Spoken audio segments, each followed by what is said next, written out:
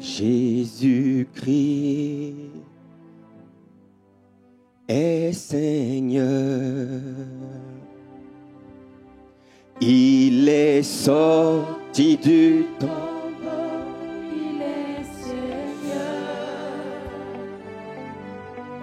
Tout genou fléchit, toute langue Confessera que Jésus est Seigneur. Chantons ce chant comme un hymne à la gloire de Jésus. Jésus, oh, il est sorti du tombeau. Il est Seigneur. Tout genou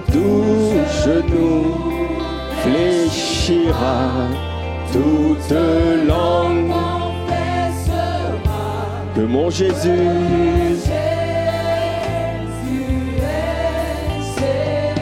Jésus-Christ est puissant.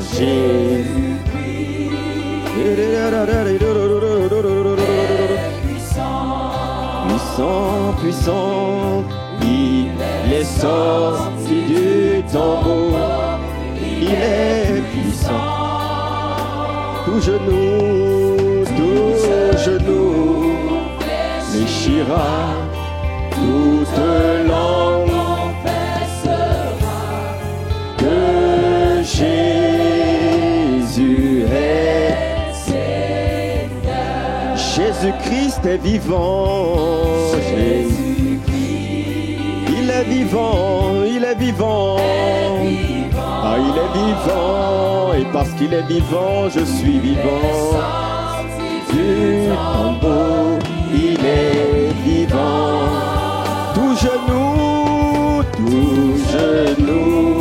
fléchira, toute langue confessera que il est vivant.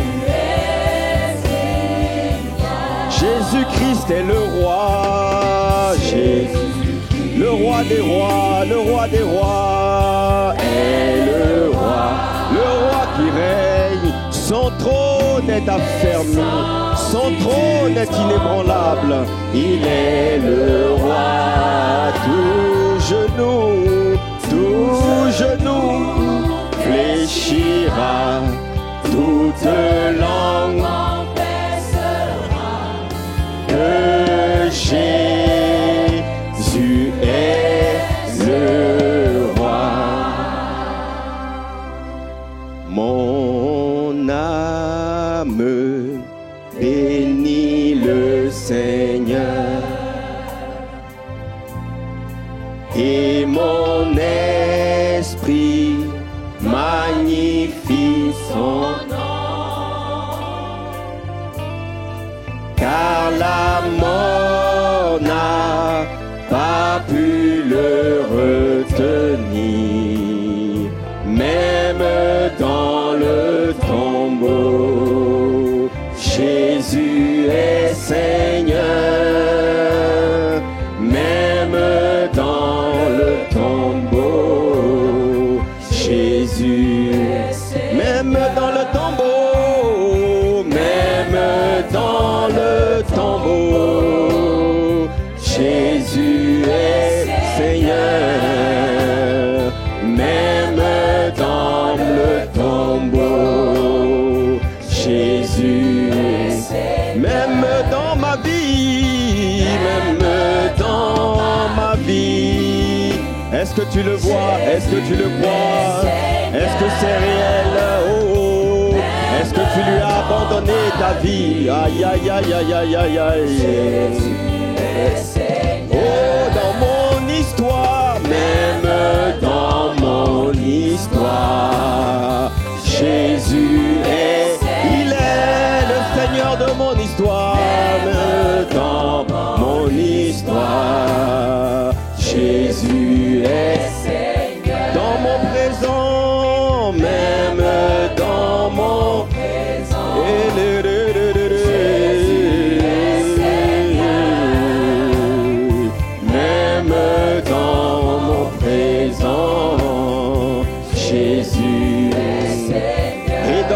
futur, même dans mon futur. Mes lendemains sont assurés. Mes lendemains sont assurés dans oh Jésus. Et pour l'éternité, même l'éternité, Jésus. Et pour l'éternité, et pour l'éternité, Jésus est Alléluia.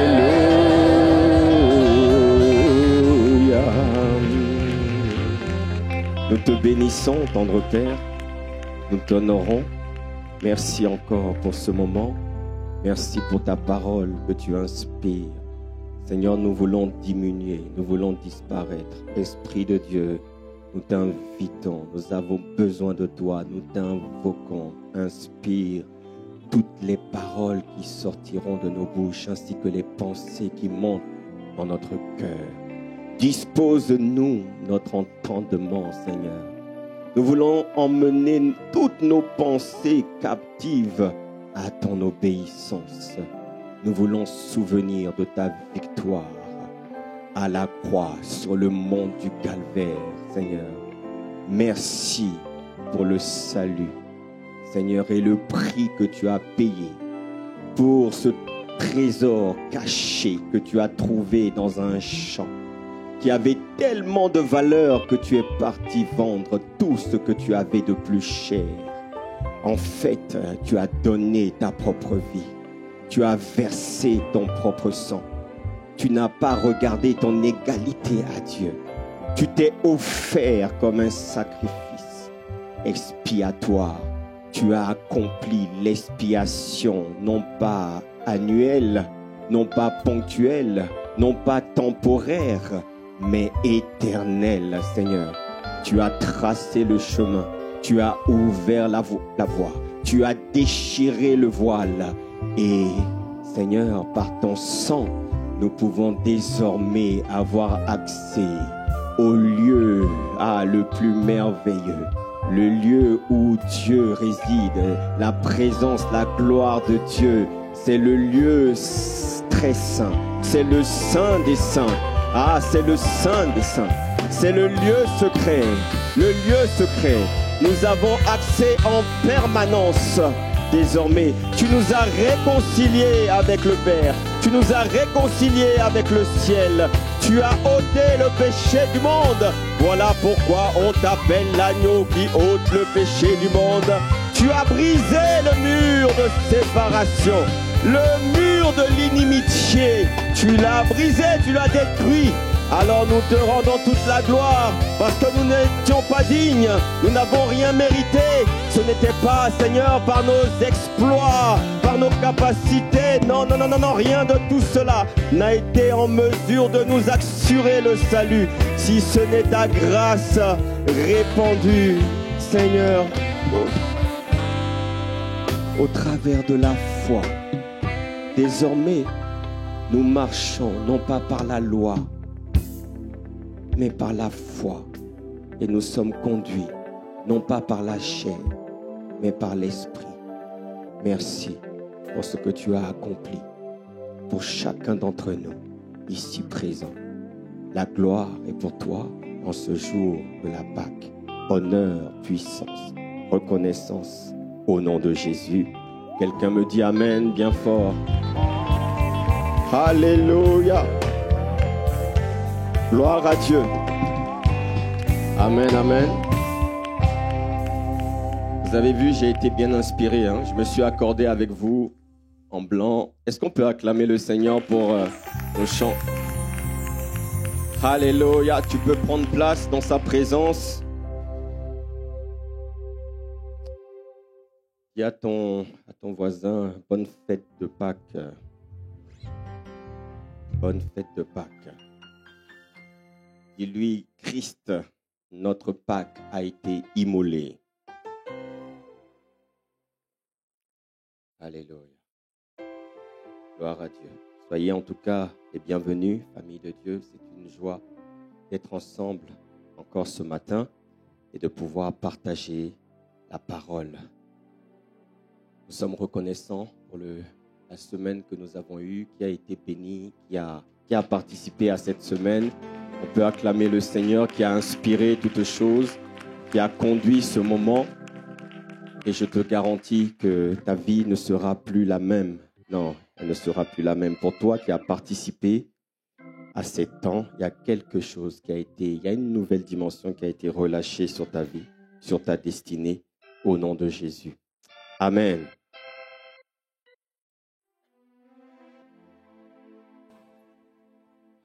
Seigneur, gloire à toi. Alléluia. Alors, on a changé un peu la disposition. On a aimé la disposition des chaises pendant les 5 jours de programme que nous avons eu. Donc, on a gardé ça comme ça. C'est pas mal, hein? On va laisser ça comme ça? Oui? Ok, gloire à Dieu. Si on ne perd pas trop de place, ça va? Non? On ne laisse pas ça comme ça?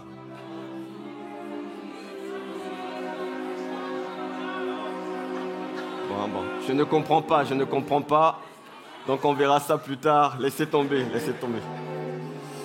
Ce matin, le titre de mon message, c'est 4 puissants bénéfices de la Pâque. 4 puissants bénéfices de la Pâque, l'événement le plus important de toute l'humanité. Amen, amen. Parce que c'est ça la réalité. Dans les cours d'histoire à l'école, on étudiait les événements marquants du monde ou des pays, des nations. Ceux qui ont étudié en Afrique, on étudiait les civilisations anciennes, égyptiennes, on étudie l'esclavage, la traite négrière, la colonisation. Toutes ces choses, on étudie l'histoire. En France, on étudie aussi l'histoire. On étudie les conflits, les catastrophes, les grands changements historiques, politiques, etc. Par exemple, vous allez voir qu'en France, la Révolution française, qui a eu lieu en 1789, la Révolution française, elle fait partie des événements qui sont relatés dans les livres d'histoire en France. Amen. Dites-moi amen ce matin. La Révolution française a marqué un tournant historique dans l'histoire de la France et même au-delà. Même au-delà. Parce que la France avait un rayonnement mondial. Elle a permis de mettre fin à des siècles de monarchie. On appelait ça la monarchie absolue. C'est le roi et rien que le roi. Il avait droit sur tout, sur ta vie, droit de vie ou de mort. Si tu regardais mal le roi, ne me regarde pas mal. Le roi, il disait, oh nouf, enfermez-le, c'est fini pour toi. On ne te retrouvait plus. C'était ça. Non, bénis Dieu de vivre dans cette époque. Ah, les amis, vous êtes bien, nous sommes bien, ils sont bien. Nous rendons grâce à Dieu. Je n'aurais pas aimé vivre à cette époque-là.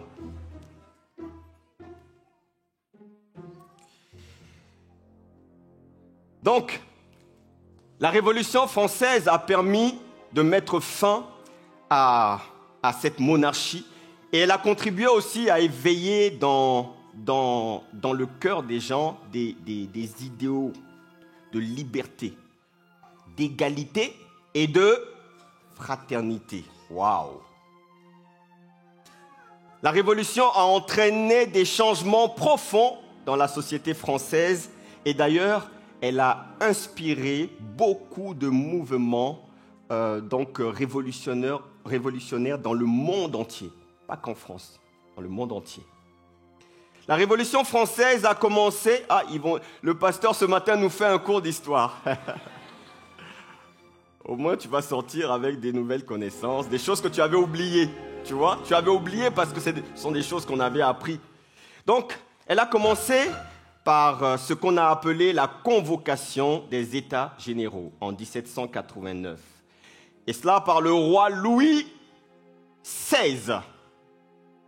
C'est Louis XVI. Donc, le roi était confronté à une grosse crise financière et à de fortes tensions sociales. Il voulait trouver des solutions aux problèmes de son royaume, tant la fracture était prononcée, était profonde au sein du peuple. Il y avait trop d'inégalités, trop d'inégalités entre les riches et les pauvres. La fracture était profonde, terrible. Il y a une partie de la population, notamment les paysans, qui vivaient dans la misère totale. Il y avait des problèmes économiques, des problèmes politiques, la censure, on censurait tout le monde.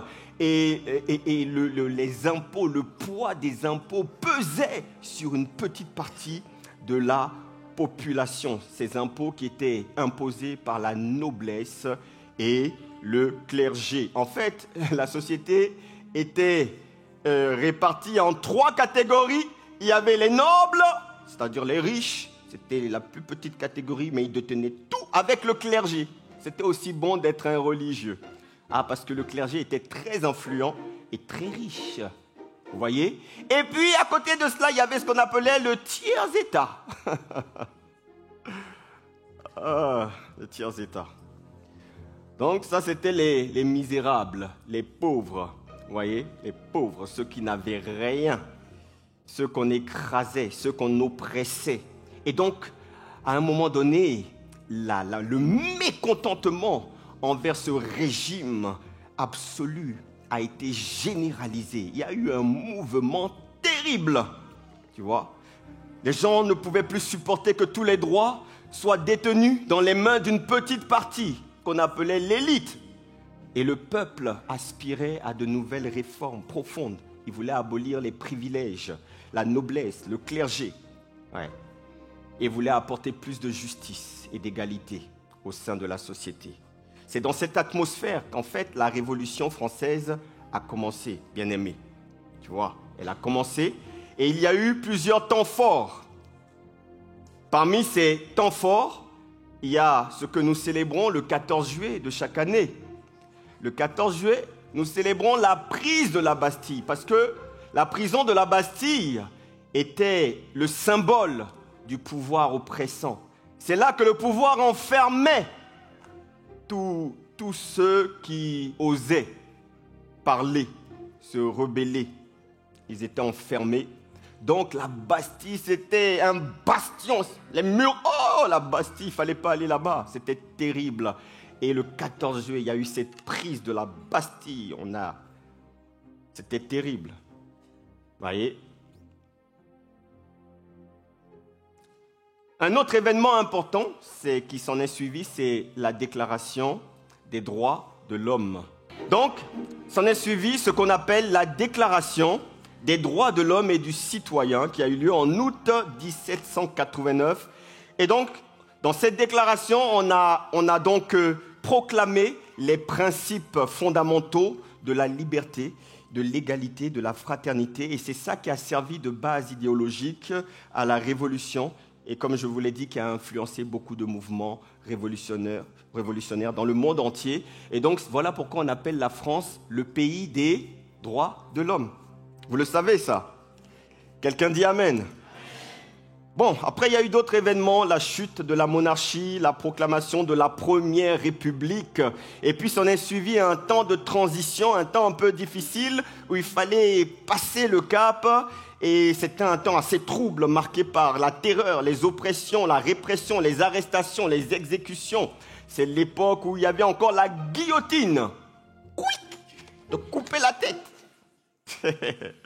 1793-1794, sous la direction d'un certain Robespierre, mais qui a très très mal terminé. D'ailleurs, Louis XVI aussi, hein. Faut pas rigoler avec les Français. Faut pas rigoler. Le Français, il est tolérant, il est patient, mais il faut pas rigoler avec lui. Ah, il va te zigouiller si tu rigoles avec lui. Plaisante pas, hein. Faut pas plaisanter.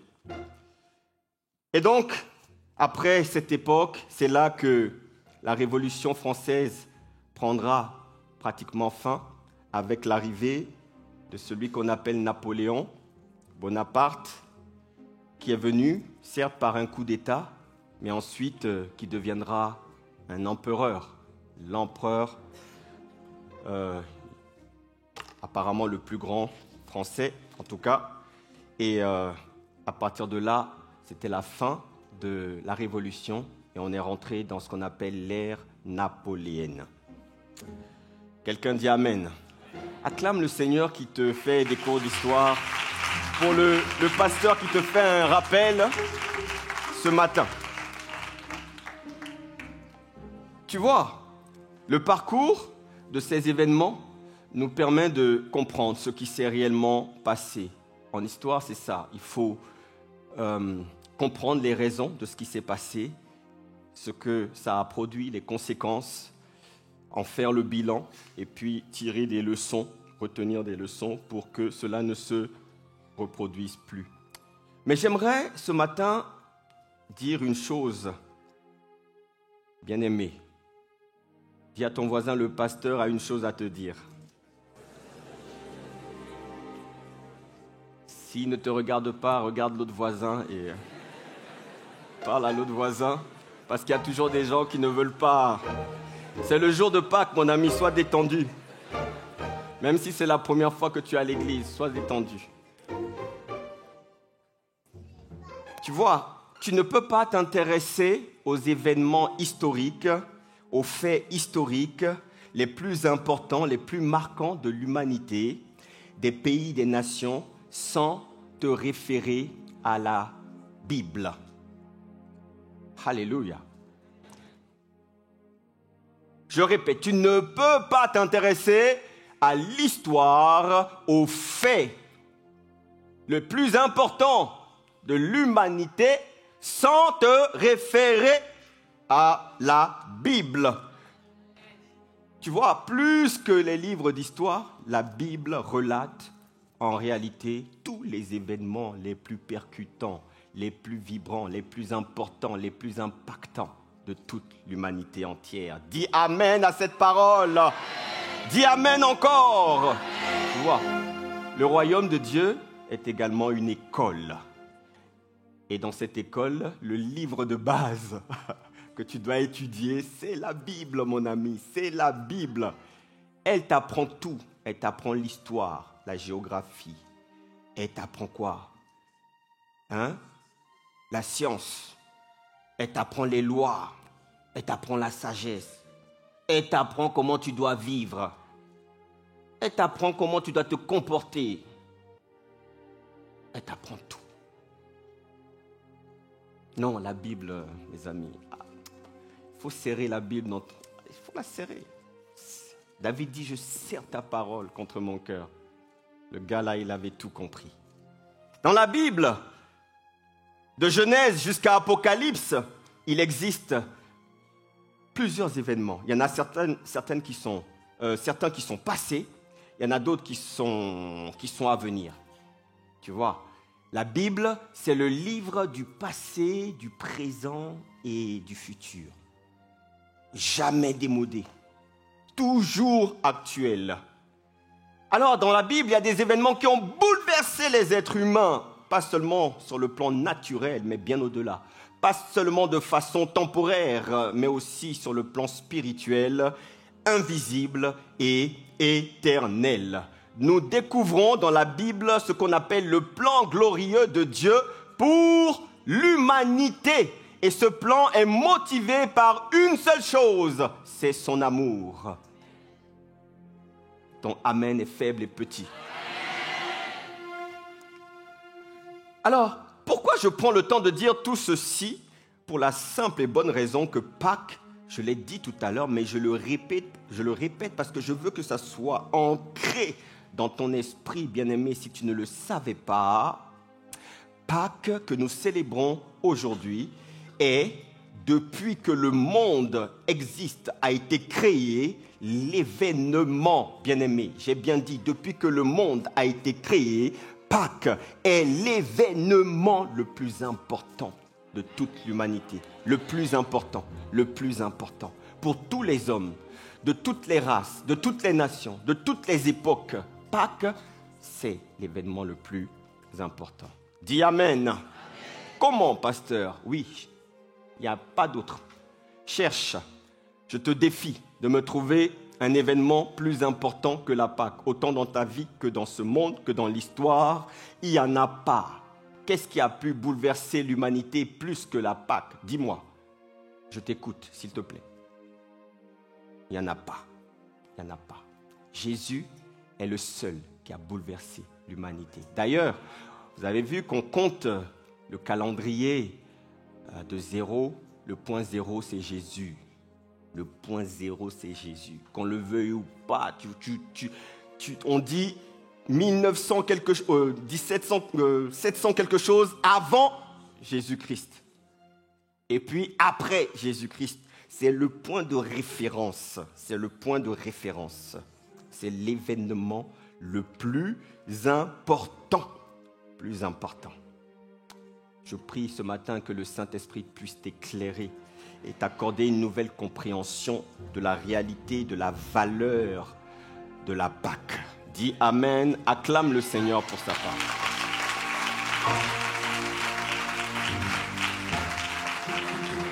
C'est à la Pâque que la plus grande puissance de tous les temps a été générée sur la terre. Et cette puissance continue d'opérer en ta faveur et en ma faveur aujourd'hui. Ah, je suis reconnaissant. Quand je comprends ça, les amis bien-aimés, quand je comprends ça, je suis reconnaissant. Quand je comprends ça, je suis rempli de gratitude envers celui qui m'a aimé le premier. Bien-aimé, c'est la Pâque, à la Pâque que tout a commencé. C'est là que ton histoire a commencé. Tu vois, un peu comme dans l'histoire de France, même si comparaison n'est pas raison, c'est la Révolution française qui a tout changé. La Pâque, c'est ce qui a tout changé dans l'humanité. Tout changé, tout changé. Vous pouvez regarder dans la création, il y a eu beaucoup de grands événements. Le récit d'ailleurs, comment Dieu a créé les cieux, la terre et tout le reste. Il y a eu des grands événements. Il y a eu le déluge, c'est un grand événement. L'arche de Noé, c'était un grand événement. L'alliance avec Moïse, ce sont des grands événements. Quelqu'un dit Amen. Oui, ce sont des grands événements. La loi transmise à Moïse, la loi de Moïse, c'est un grand événement. Le tabernacle de Moïse, c'était là où Dieu habitait, c'est un grand événement. Les sacrifices et les sacrificateurs, c'était des grands événements. La sortie d'Égypte, la libération pour aller vers la terre promise, Canaan, ce sont également des grands événements. Le temple de Salomon, les prophètes qui ont prophétisé, l'arrivée de l'Église, la Pentecôte, le Saint-Esprit, ainsi que tous les événements à venir. Parce que vous savez qu'il y a encore des grands événements à venir. Il y a l'enlèvement, il y a l'avènement, il y a le millénium, il y a les récompenses, le jugement, la nouvelle terre, la nouvelle Jérusalem. Vous voyez, ce qui est bien, c'est que tout est déjà dans la Bible. Tout est dans la Bible. Ça va arriver. Ça va arriver. Amen. Alors, parmi tous ces événements, bien-aimés, le plus important, l'événement central, c'est celui de la Pâque. Il faut comprendre cela. C'est la Pâque. La Pâque marque la fin de ta condamnation. De cette condamnation qui pesait sur tous les êtres humains. En fait, tu dois comprendre une chose, c'est que depuis Adam, le premier homme, Adam a désobéi. L'homme est séparé de Dieu. Adam avait reçu au départ il avait reçu un mandat, le mandat de la domination. Dans Genèse 1, 22, la Bible dit, Dieu les bénit en disant, soyez féconds, multipliez, remplissez les eaux des mers, et que les oiseaux multiplient sur la terre. En fait, il les a bénis. Il a dit, soyez féconds, multipliez, remplissez, assujettissez, et à la fin, dominez. C'est un mandat de domination, tu vois. Mais il leur a dit, il reste une condition, néanmoins, une condition. Genèse 2, 16. L'Éternel Dieu donna cet ordre à l'homme. Tu pourras manger de tous les arbres du jardin, mais tu ne mangeras pas l'arbre de la connaissance du bien et du mal, parce que le jour où tu vas manger cet arbre, tu mourras. Il y avait donc une condition.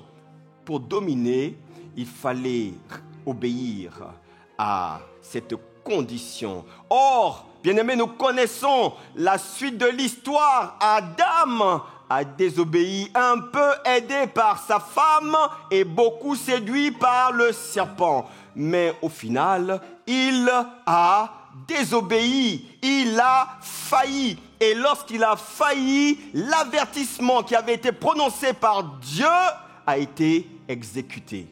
Quelqu'un dit Amen. Conséquence, Adam est chassé de la présence de Dieu, rupture de la connexion. Et selon l'avertissement de Dieu, la mort a fait son entrée, la mort spirituelle, c'est-à-dire la séparation de Dieu, et la mort physique. Les hommes allaient connaître une limite au nombre d'années de vie. Le péché est entré dans le monde pour corrompre les hommes. L'homme perd sa position de domination parce que tu deviens esclave de celui qui a triomphé de toi. Alors il a laissé maintenant sa position de domination au diable. Ah oui, au diable. Et c'est à ce moment-là que le monde et son pouvoir, le pouvoir du monde est donné à Satan et passe sous la domination du diable. Est-ce que vous comprenez ce matin de quoi je parle, bien-aimés? Alors, à partir de là, tous les êtres humains, depuis Adam, naissent avec le péché. C'est notre dilemme. Le péché fait son entrée. Le péché est dans la chair, loti dans la chair. La racine, Adam, la racine a été corrompue, a été souillée. Alors tout le reste est également contaminé. La Bible dit que si les prémices sont saintes, la masse l'est aussi. Adam a été contaminé. Et toi et moi qui étions en Adam, puisque toute l'humanité se trouvait en lui, alors toute l'humanité a été contaminée. Est-ce que ça va ce matin? Alors, c'est pourquoi nous disons que l'homme, l'espèce humaine, a hérité de la nature adamique. Le péché est dans la chair. Romains 3, 23 dit ceci, car tous ont péché et sont privés de la gloire de Dieu.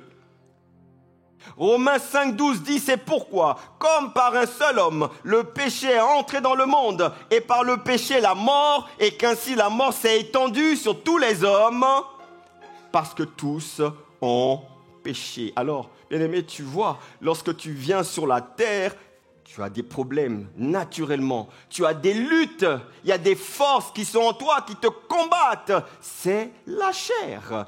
Et elle a tendance à te faire le mal, à vouloir faire le mal. Pourtant, le véritable toi, c'est-à-dire l'esprit, lui, il veut faire le bien. Mais tu connais, tout le monde connaît cette lutte lorsque nous venons dans le monde. La chair a été contaminée, le péché est rentré, le péché s'est logé en elle. Ta vue est corrompue, ton ouïe, tout est corrompu. Tu vois, et il suffit que tes parents se soient livrés à toutes sortes d'alliances, de pactes, de pratiques douteuses pour que le combat soit encore plus rude pour toi. C'est ça la réalité. Certains Ils ne savent pas pourquoi, mais ils sont poursuivis par toute forme d'esprit de combat. Esprit d'impureté, d'immoralité, d'impudicité, de fornication. Esprit de colère.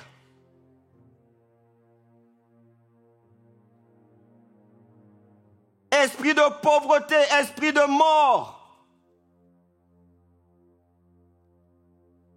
C'est ça la réalité.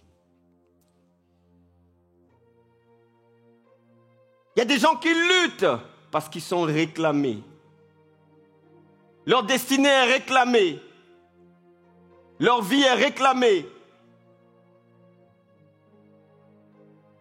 Leur mariage est réclamé. Leur santé est réclamée. Dans des familles, aucune fille ne se marie. Dans la famille de ma mère, il n'y en a aucune qui a tenu. Aucune. Elles sont 6 sœurs. 6. Aucune ne s'est mariée. Moi, je sais qu'il y a une malédiction derrière ça. Le seul qui est resté, c'est l'homme. On a dit, les femmes de cette famille ne se marieront pas. Ma mère a été l'une des seules qui s'est battue, qui a essayé, mais elle a failli perdre sa vie. Oui, il y a des combats. Réclamation. Tes finances sont réclamées. Ta réussite est réclamée. Ta progéniture est réclamée. Fausse couche sur fausse couche sur fausse couche. Réclamée. Ton étoile est réclamée. Tu vois, la lutte est rude. Rude. Rude. Tu ne sais pas pourquoi, mais c'est parce que, oui, on reçoit un héritage, tout comme à Adam, un héritage générationnel. Tout comme le premier homme a légué son héritage à toute la création, tes ancêtres, tes aïeuls aussi t'ont légué un héritage. Est-ce que tu comprends de quoi je parle ce matin? C'est ça la réalité. Regardez dans Nombre 14, 18, la Bible dit que l'Éternel est lent à la colère et riche en bonté. Il pardonne l'iniquité et la rébellion, mais il ne tient point le coupable pour innocent. Et il punit l'iniquité des pères sur les enfants jusqu'à la 3e et la 4e génération. Tu vois, il y a des choses que tu subis qui retombent sur toi alors que c'est pas toi, non, c'est pas toi, c'est parce que tu remontes à 3-4 générations et toi, tu n'es que, tu subis les dommages collatéraux. Dis à quelqu'un, aïe! Tu vois, le mal, il est ancré dès le départ, dès la première génération. Dès la première génération, le mal. Caïn, la colère, la jalousie pousse Caïn à aller tuer son frère. Son frère, le premier fratricide, son frère.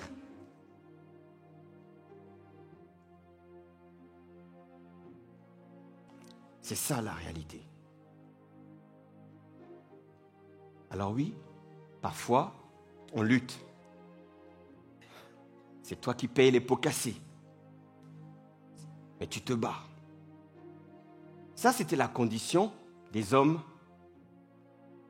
avant la Pâque. Dis à quelqu'un, ouf, ça c'était la condition avant la Pâque. Dis à quelqu'un, c'était avant la Pâque. Mais dis-lui, ça c'était avant la Pâque.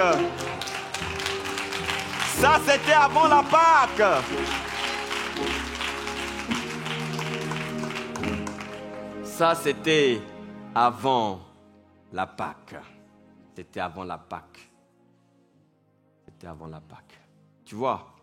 Mais le vrai problème que Dieu a dû traiter, c'est ça. C'est le problème du péché. Tout est parti de là. À un moment donné, les amis, même Dieu, la Bible dit que Dieu se repentit. Mais je me suis dit, il s'est repenti auprès de qui au fait? Dieu a regardé, il a vu que les hommes étaient tellement mauvais. Il s'est dit, aïe. Et Dieu s'est repenti. J'imagine Dieu qui se met à genoux et qui dit, oh vraiment, Dieu, qu'est-ce que tu as fait?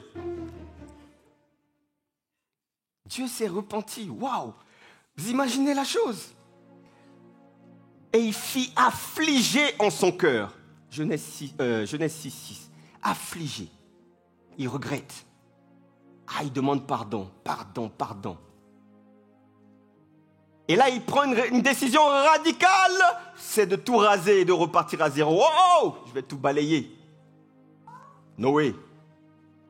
Le déluge.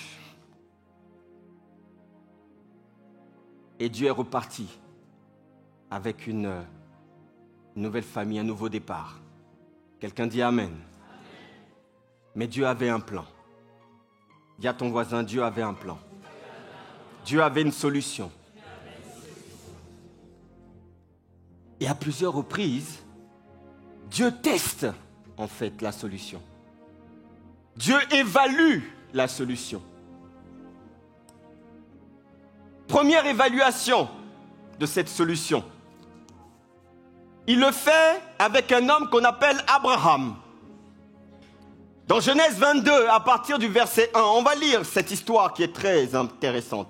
Après ces choses, Dieu mit Abraham à l'épreuve et lui dit, Abraham, il répondit, me voici. Dieu dit, prends ton fils, ton unique, celui que tu aimes, Isaac, va-t'en au pays de Moridja, et là, offre-le en holocauste, sur l'une des montagnes que je te dirai. Abraham se leva de bon matin, c'est là son âne. On n'a pas dit que Abraham était découragé, désemparé, et il n'a pas fait une dépression. Abraham ne s'est pas réveillé avec les yeux rouges, les yeux rougis. Non. Abraham était sans état d'âme. Abraham était comme le frère a fait la garde de vous. Vraiment, il faut bénir Dieu pour notre frère. Hein? Aïe.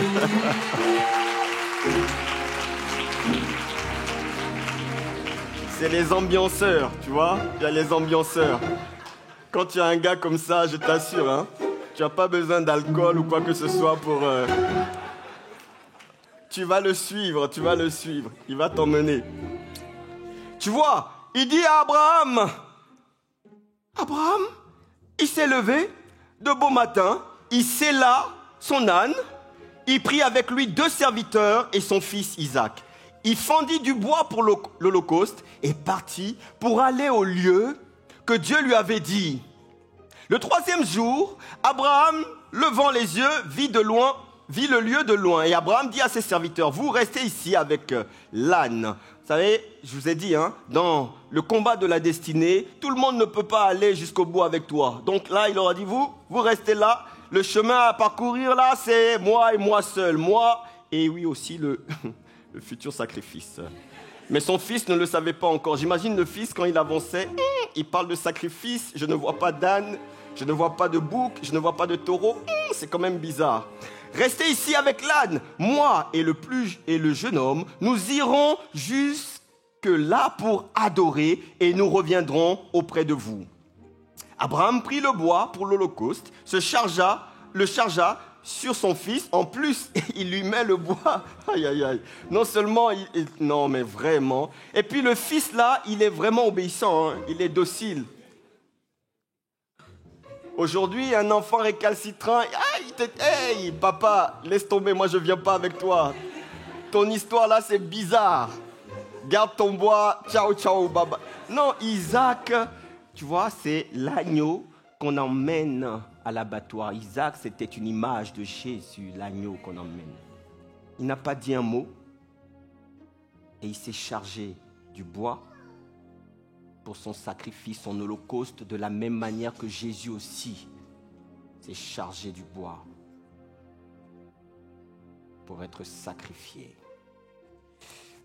Alors, il porta dans sa main le feu et le couteau, et ils marchèrent tous deux ensemble. Alors Isaac, parlant à Abraham, il a quand même ouvert la bouche à un moment, mon père. Et il répondit, me voici mon fils. Isaac reprit, voici le feu, voici le bois. Mais papa, où est l'agneau? pour l'Holocauste. Donc là, il a commencé quand même à... Tu vois, Abraham répondit, mon fils, Dieu se pourvoira lui-même de l'agneau pour l'Holocauste. Et ils marchèrent tous deux ensemble. Lorsqu'ils furent arrivés au lieu que Dieu lui avait dit, Abraham, il éleva un autel et rangea le bois, il lia. Et là, il a commencé à attacher son fils Isaac et le mit sur l'autel, par-dessus le bois. Les amis, qui est-ce qu'il faut le plus féliciter?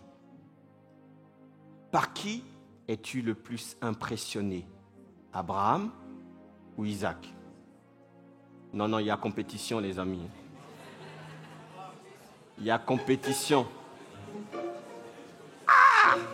Ton fils, l'unique, celui que tu as galéré pour avoir, le fils de ta destinée, tu dois le sacrifier. Tu ne pipes un pipe mot.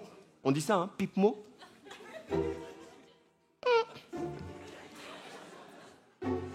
Et puis toi, tu es le fils. Le fils, il était gaillard. Il était en bonne santé. Et puis il se laisse attacher et déposer. Oh Seigneur. Oh.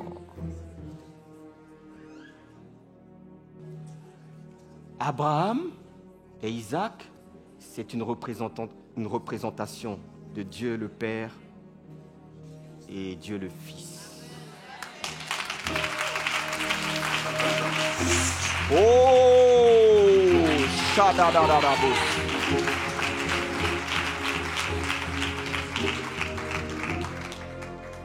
Il y a match. Ne dis pas il n'y a pas match, il y a match. Il y a match. Puis Abraham étendit la main, le gars était prêt. Abraham, si Dieu ne l'avait pas arrêté, les amis, le gars était prêt à égorger son fils.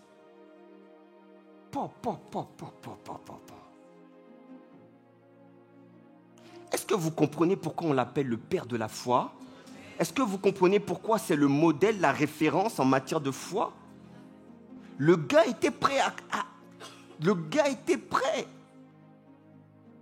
En fait, on n'imagine pas toujours la scène.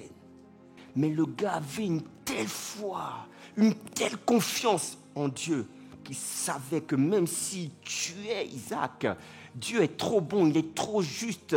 Le Dieu qui l'a accompagné, qui l'a fait sortir de son pays, là, en Irak, quelque part là-bas, là, et qui l'a appelé, il savait. Le Dieu qui lui avait promis un fils et qui lui a donné dans sa vieillesse. Il savait qu'il était capable de le ressusciter. Le Père a ressuscité le Fils ou pas? Aïe, aïe, aïe, aïe, aïe, aïe. Vous ne comprenez pas, vous ne comprenez pas, vous ne comprenez pas. Vous ne comprenez pas la révélation.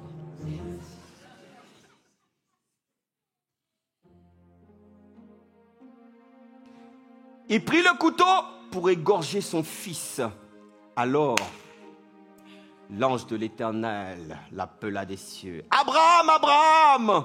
Et il répondit, « Me voici. » L'ange dit, « N'avance pas ta main sur l'enfant et ne lui fais rien, car je sais maintenant que tu crains Dieu et que tu n'as pas refusé ton fils, ton unique. » Acclame le Seigneur pour la parole. Alléluia. Alléluia. Waouh. Waouh. Waouh. C'est le seul qu'on appelle l'ami de Dieu. Personne n'a eu ce titre en dehors d'Abraham.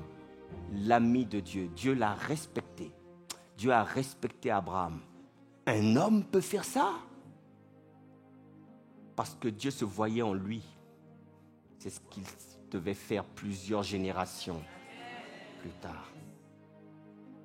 Dieu dit non. Ça, c'est mon ami. Ça, c'est mon ami. Ah, ça, c'est mon ami. Les amis, on ne joue pas tous dans la même cour, hein?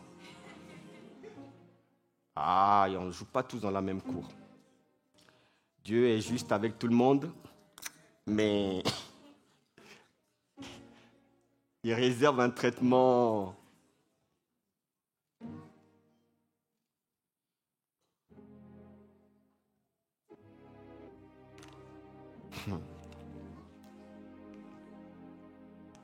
Aucun homme n'a fait ce que Abraham a fait.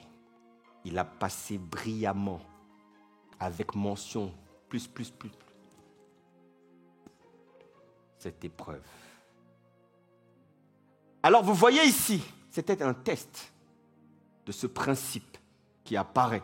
C'est le principe du sacrifice. C'est le principe du sacrifice. Dieu a joué cette première séquence. Quelque temps après, Dieu a joué une autre séquence. On ne va pas la raconter, vous la connaissez. C'est en Égypte, lorsque le peuple devait sortir d'Égypte. Il a rejoué une séquence identique, similaire. Pas exactement la même, avec ce qu'on appelle l'agneau pascal.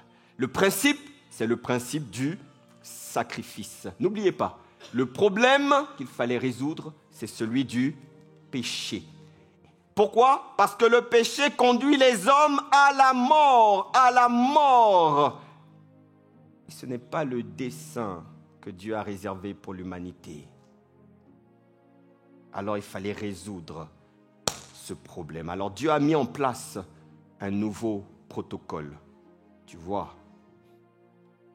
quand on a essayé en médecine, que ça n'a pas marché, on met en place un nouveau protocole. Ce protocole s'appelle la loi de Moïse. Mais ce protocole était quand même compliqué. Mais dis à quelqu'un, Dieu a un plan. La loi de Moïse, c'est plus de 613 commandements.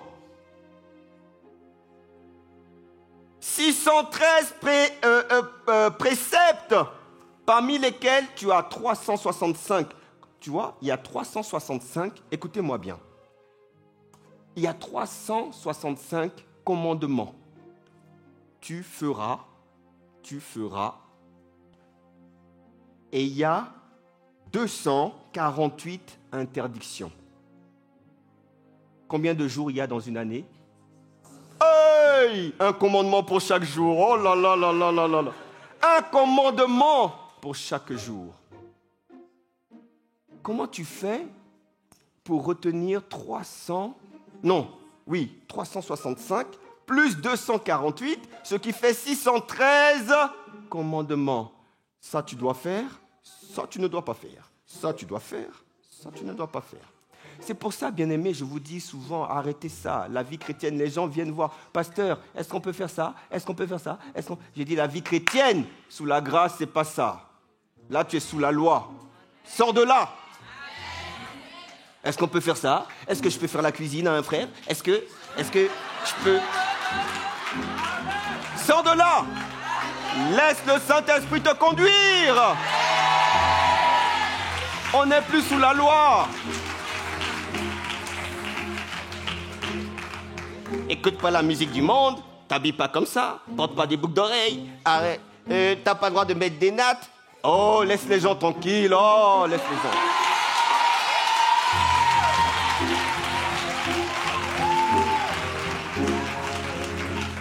C'est les chrétiens légalistes. Tu ne feras pas. Les religieux. Tu es un pharisien.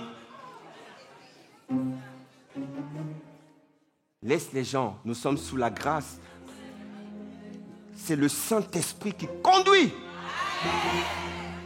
Conduit les gens.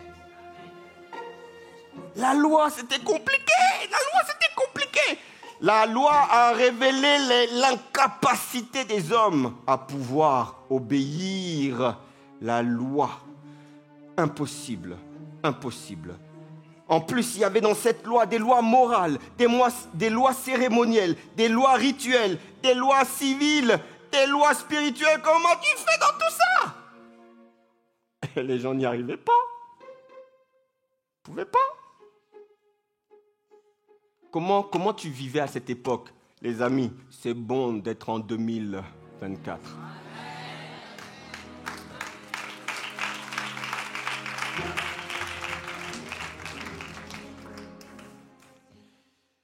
Alors, Dieu a mis en place un protocole.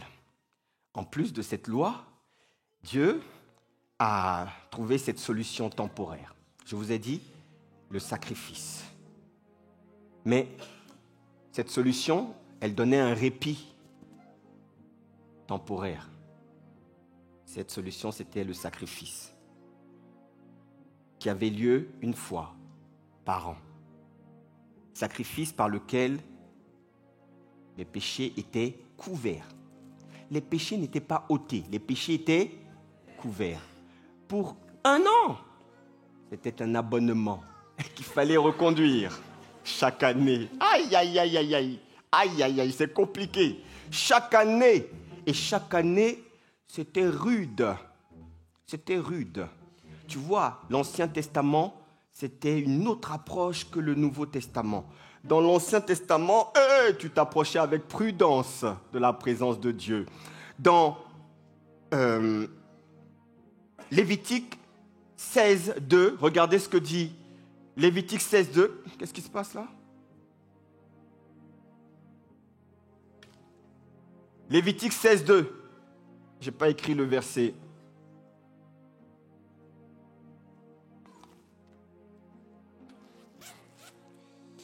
Les marabachirebe.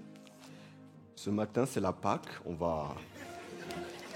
va bénir Dieu pour nos frères. Lévitique 16.2, la Bible dit ceci. L'Éternel dit à Moïse, dis à ton frère Aaron là, de ne pas entrer à n'importe quel moment dans la partie du sanctuaire située derrière le voile. Il parle du lieu très saint. Tu vois, dans le Nouveau Testament, la Bible dit « Approchons-nous avec assurance ». Oh, ya, ya, ya, ya, ya, ya, ya, ya, ya. Ça, c'est le Nouveau Testament. Tu dois t'approcher avec assurance. Mais ça, c'est après la Pâque. Avant la Pâque, non, non, non, non, non. Tu ne t'approchais pas de Dieu comme ça. C'est deux approches totalement différentes. Alors, regardez, Lévitique 16, c'est bon de lire et de comprendre ces choses, bien-aimés.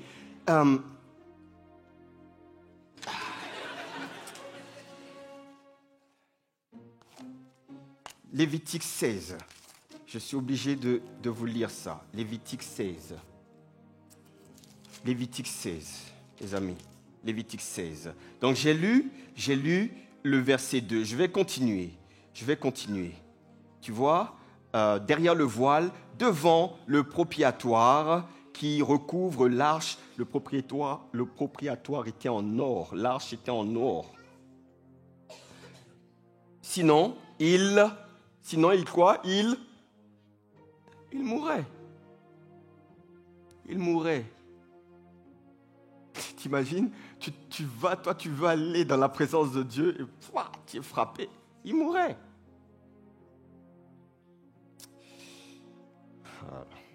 Les gens ne comprennent pas la grâce, ils ne comprennent pas. En effet, j'apparaîtrai dans la nuée sur le propitiatoire.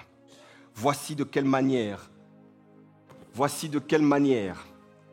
Aaron entrera dans le sanctuaire. C'était très détaillé, très précis. Dieu est un Dieu de précision. Il prendra un jeune taureau pour le sacrifice d'expiation et un bélier pour l'holocauste. Il se revêtira de la tunique sacrée de lin. Il portera sur son corps des caleçons de lin. Il se ceindra d'une ceinture de lin. Il se couvrira la tête d'une tiare de lin. Ce sont des vêtements sacrés dont il se revêtira après avoir lavé son corps dans l'eau. Oh là là. Il recevra de l'assemblée des enfants d'Israël 2 boucs pour le sacrifice d'expiation et un bélier pour l'holocauste. Aaron offrira son taureau expiatoire et il fera l'expiation pour lui et pour sa famille. Donc, comprenez, le taureau, c'était pour lui-même. Il fallait déjà qu'il vienne demander pardon pour lui-même et pour sa famille. Donc, pour ça, il avait le taureau. OK. Ensuite, il y avait les 2 boucs, mais cette fois-ci pour l'expiation. pour demander pardon pour le peuple. Est-ce que vous comprenez? L'expiation, c'est le pardon pour le peuple. Couvrir, la couverture. Alors, il prendra les 2 boucs et il les placera devant l'Éternel à l'entrée de la tente d'assignation. Là, il y a 2 animaux. Aaron jettera le sort sur les 2 boucs, un sort pour l'Éternel et un sort pour Azazel. Donc, ces 2 boucs, tirage au sort, il y en a un qui sera sacrifié à Dieu, son sang sera présenté, et l'autre, il sera pour Azazel. On l'appelait comme ça. C'est ce bouc-là, c'est un bouc spécial. Vous allez comprendre, il y avait 2 boucs. On continue. Aaron fera approcher le bouc sur lequel est tombé le sort pour l'Éternel, et celui-là, c'est celui-là dont le sang sera versé pour le pardon du peuple. Est-ce que vous comprenez? On y va. Et le bouc sur lequel est tombé le sort pour Azazel, je ne sais pas pourquoi on l'appelle comme ça, on l'appelle comme ça, d'accord? C'est le nom qu'on donnait à ce 2e bouc. N'appelle pas ton fils Azazel. Ne dis pas, oh, c'est un joli prénom. Non. Va chercher d'autres prénoms. D'accord? Donc, lui, là, la Bible dit qu'il sera placé vivant devant l'Éternel afin qu'il serve à faire l'expiation et qu'il soit lâché dans le désert. Lui, on le présentait d'abord. Ensuite, c'est comme si on lui imposait les mains pour transférer tous les péchés sur lui. Et ensuite, on le relâchait. Allez, part dans le désert. Tu vois? C'est de là que vient le terme le bouc émissaire. Vous avez compris. Donc, ensuite, Aaron offrira maintenant son taureau à lui et fera l'expiation pour lui. Donc, il doit demander pardon pour lui et pour sa famille. Donc, il va égorger ce taureau expiatoire. C'est comme ça. Vous devez comprendre. L'Ancien Testament te permet de mieux comprendre aussi le Nouveau Testament. Il prendra un brasier plein de charbon ardent, ôté de dessus l'autel devant l'Éternel et de 2 poignées de parfum odoriférant en poudre. Il portera ces choses au-delà du voile. Et là, on parle, ce qu'on vous a dit, de l'encens. C'est une image de l'adoration. Tu viens, tu peux maintenant rentrer dans la présence de Dieu parce que Dieu te voit au travers du sang. Le sang t'a pardonné, t'a purifié, t'a sanctifié, t'a justifié. Et tu peux rentrer aussi dans sa présence au travers d'un sacrifice de louange, l'adoration, qui monte devant le trône de Dieu, qui remplit comme une fumée le lieu très saint et qui dégage un parfum de bonne odeur. Alléluia. Alléluia. Donc, il mettra le parfum sur le feu devant l'Éternel afin que la nuée du parfum couvre le propriatoire qui est sur le témoignage. Il ne mourra point. Il prendra du sang du taureau et il fera l'aspersion, cette fois-ci avec son doigt, sur le propriatoire vers l'Orient. Et combien de fois il fera cette aspersion? Il fera cette aspersion 7 fois. Voilà pourquoi il y a eu les 7 effusions du sang de Jésus. Parce que 7, c'est le chiffre de la perfection. Tout est accompli, définitivement.